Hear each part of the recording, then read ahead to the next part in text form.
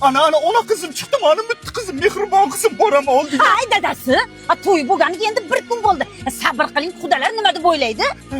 Qizi bor dadalarga qiyin ekanda xuddi shunday sog'indim. Hay dadasi, unda xudolarga bildirmasdan kiramiz.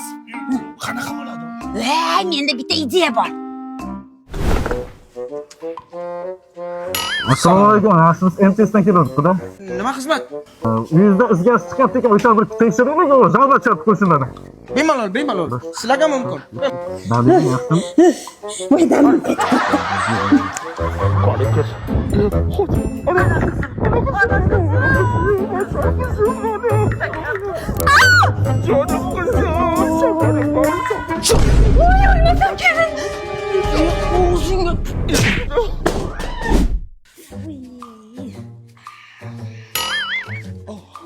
Uzr quda, lekin yomon tegdi-da.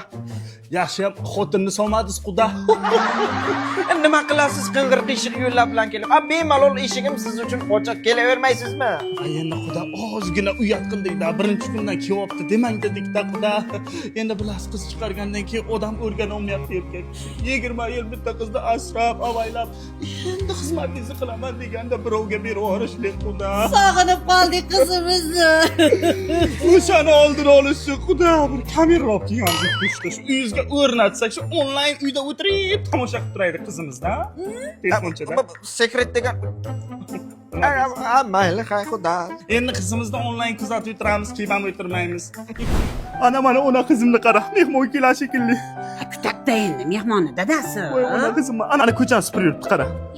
Qaynasi kelmadi, qara. Bunaqa yashash bo'lmaydi. Nima qildi? Kamerani urdimi? Bu xudolaring qizingni mendan mahrum qila olmaydi, xolos. Voy, endi nima qilamiz? Endi men qilaman, ular tomosha qiladi hozir. Qiling bor. Hozir. Alo. Bobladimmi? Yomon qildingiz. Uyga kiramiz. Ana qizim.